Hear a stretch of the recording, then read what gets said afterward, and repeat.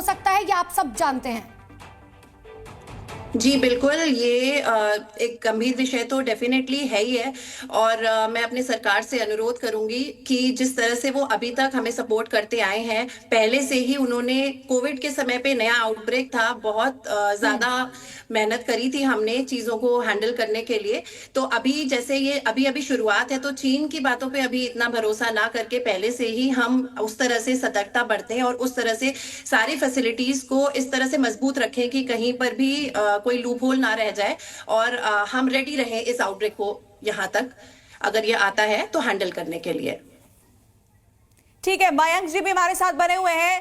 आपसे हम ये समझना चाहेंगे कि भारत में इस वक्त हम लगातार देख रहे हैं कि कफ एंड कोल्ड जैसी समस्याएं बढ़ रही है, संक्रमण बढ़ रहा है, तो क्या इसका उस वायरस से भी कुछ कनेक्शन है? इसे जोड़कर देखा जाए क्या इस तरीके से?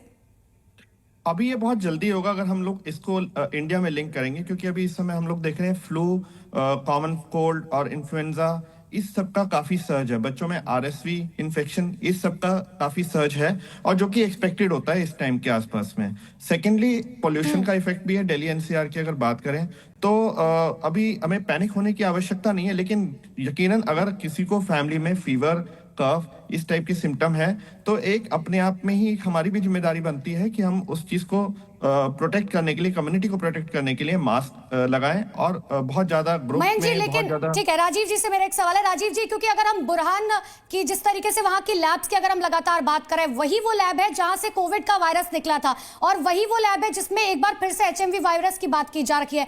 क्यों डब्ल्यूएचओ की तरफ से कोई कार्रवाई उस लैब को लेकर खास तौर पर नहीं की जाती है, जब बार बार एक वही लैब है जिसकी वजह से पूरी दुनिया जो है सफर कर रही है? देखिए, पिछली बार भी यही हुआ था। आप देखिए कि वहीं के लैब से सारी चीजें निकली थी, और फिर ट्रेवल के सहारे वायरस पूरे विश्व को आतंकित किया, और उन्होंने अपने डाटा को छुपाया। ऐसा नहीं कि चाइना में मौतें नहीं हुई, मुझे लगता है सबसे ज्यादा विश्व में कई मौतें हुई तो चाइना में हुई, लेकिन उनके डाटा फेक होते हैं, हम उन पर भरोसा, वो पूरा सील डाउन कर देते हैं, इंटरनेट एक्टिविटी बैन करते हैं, सही डाटा बाहर नहीं आने देते हैं।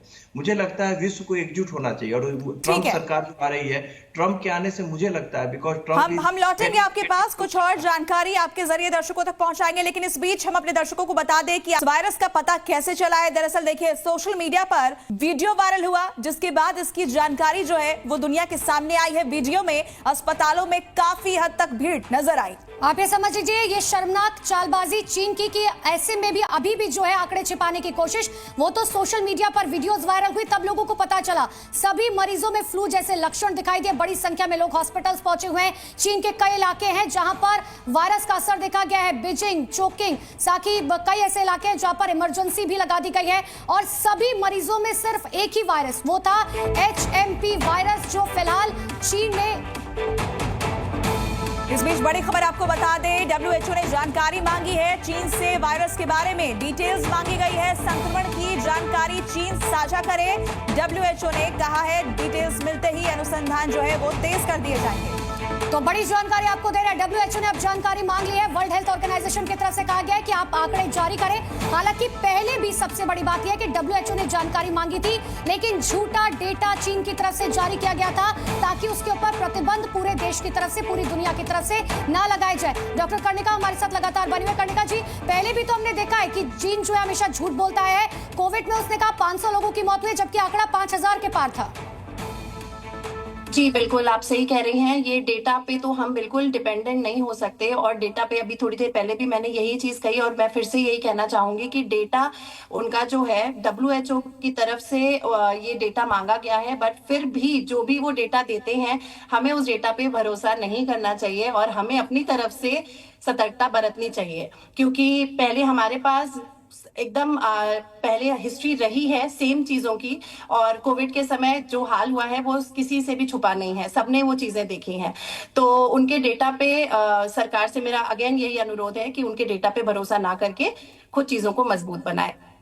बिल्कुल, मयंक जी भी हमारे साथ बने हुए हैं। मयंक जी, आपने बताया कि ये जो वायरस है ये नया नहीं है, ये पुराना है, लेकिन बावजूद इसका कोई अभी इसकी कोई वैक्सीन नहीं है। इसके बारे में क्या और डिटेल्स हैं? क्योंकि डब्ल्यूएचओ ने कहा है कि आप चीन से कि आप डेटा जारी करें ताकि हम अपना इस पर रिसर्च शुरू कर सके, तेज कर सकें।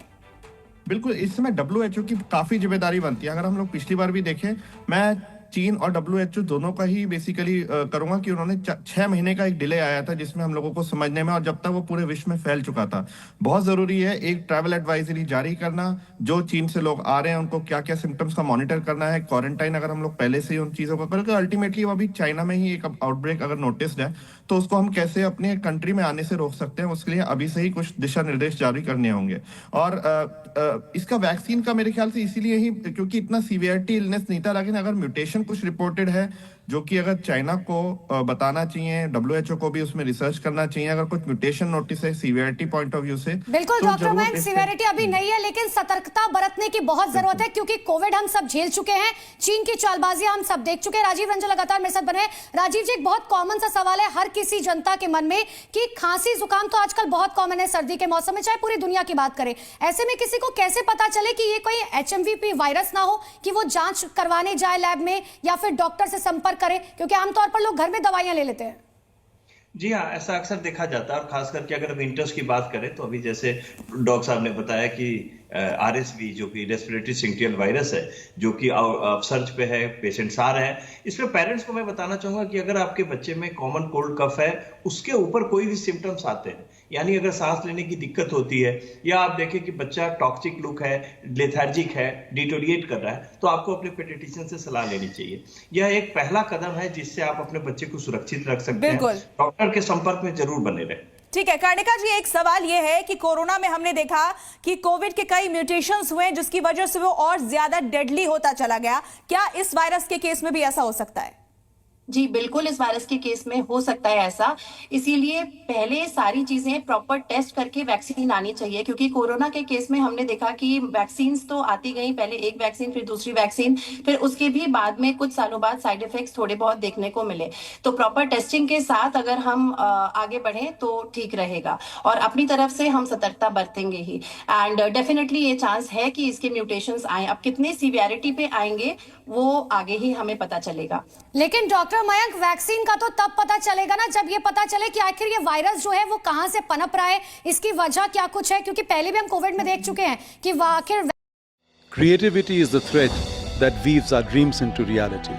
In creativity we find our voice, our purpose, our soul, our place in the universe. This is where creativity gets unleashed. This is where you belong. Pearl Academy, OGs of creativity. काम नहीं करता है, इसलिए हम लोग ज्यादातर देखते हैं खांसी हुई, जुकाम हुआ, फट से एजिथ्रोमाइसिन या कुछ ले लिया। आप बिल्कुल ये सब चीजें ना करिए क्योंकि इसके नुकसान ज्यादा होते हैं। अपने आप से स्वचिकित्सा, मैं पेशेंट्स को यही बोलना चाहूंगा, सिम्टम्स हैं अपने डॉक्टर से संपर्क करिए।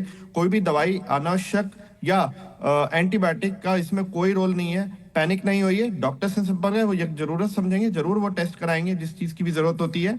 और टेस्ट भी अभी मल्टीप्लेक्स PCR करके टेस्ट होते हैं जिसमें कि हम लोग मेटानिमो के साथ साथ में और भी वायरस टेस्ट करते हैं।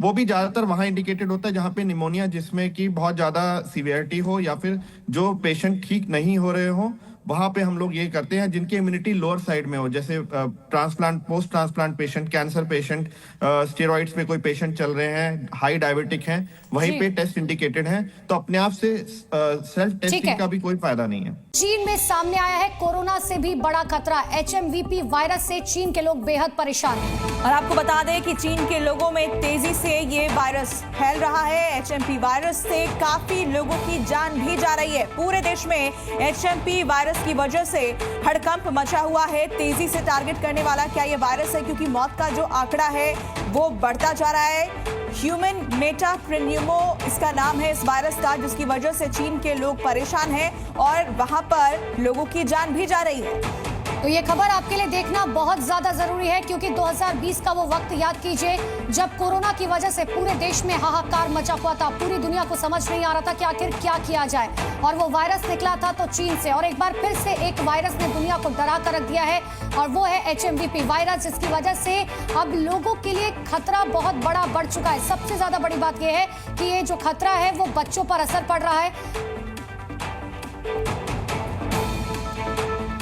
और देखिए HMP वायरस से जुड़ी एक और बड़ी खबर आपको बताते हैं। चीन में स्कूल जल्दी बंद किए गए हैं। स्कूलों में कई बच्चे चूंकि वायरस से संक्रमित पाए गए हैं। इतना ही नहीं, वुहान के स्कूल में 30 से ज्यादा छात्र बीमार पाए गए हैं। वुहान की वही लैब जहां से कोरोना वायरस का ये पूरा मामला निकला था और अब एक बार फिर से वुहान वो क्षेत्र जहां पर 30 से ज्यादा बच्चे बीमार पड़े हैं। और ये कहा जा रहा है कि आने वाले दिनों में जल्द ही स्कूल जो है बंद किए जा सकते हैं, क्योंकि ये जो वायरस है ये सबसे पहले अगर किसी को अटैक कर रहा है तो वो है बूढ़े लोग और बच्चे, खासकर 14 साल से जो नीचे के बच्चे हैं उन पे सबसे ज्यादा असर देखने को मिल रहा है। और यही वजह है कि वुहान के स्कूल्स में 30 से ज्यादा बच्चे बीमार पड़े हैं और इसी वजह से स्कूल जल्दी बंद किए गए।